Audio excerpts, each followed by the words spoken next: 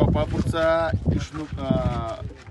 विष्णुपदचा जो बंधारा आहे त्या बंधाऱ्यावर आम्ही सगळे आदिवासी महादेव कोळी बांधव आलेले आहोत आणि वाळू उपसा करणाऱ्यांनी चंद्रभागेची वाळू रिकामी व्हावी या एकाच उद्देशानं चंद्रभागेच्या या वर गोपाळपुरात असणारा बंधारा त्याचे दरवाजे काढून त्यांनी पाणी पूर्ण खाली गेलेलं आहे आणि आता अधिक मास चालू झालेला आहे। अधिक मासामध्ये ह्या पहिल्या 4-5 दिवसामध्येच कमीत कमी दिवसाला 4 ते 5 लाख भाविक पंढरपूरमध्ये येतात।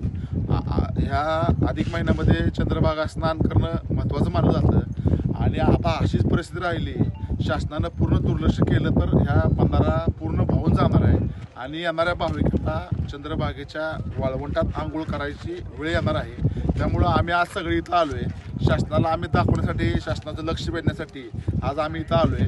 वरच्या पूर्ण त्या भागातल्या प्लॅट आहेत आणि खालच्या प्लॅटा गायब आहेत। रात्री अपरात्री ह्या चंद्रभागेत या तालुक्यात पूर्ण बिहारच्या माध्यमातून बिहारवरनं कामगार आणले आहेत आणि जनतेतनं अशी सुद्धा चर्चा आहे की बांगलादेशी रोहिंगे सुद्धा इथं वाळू उपसा करायला, वाळू भरायला कामगार म्हणून आणलेत असं आम्हाला नागरिकातून समजतंय। मग शासनाला एवढं कळत नाही का या तालुक्यात रात्रंदिवस वाळू चोरी चालू आहे, त्या वाळू चोरीमुळं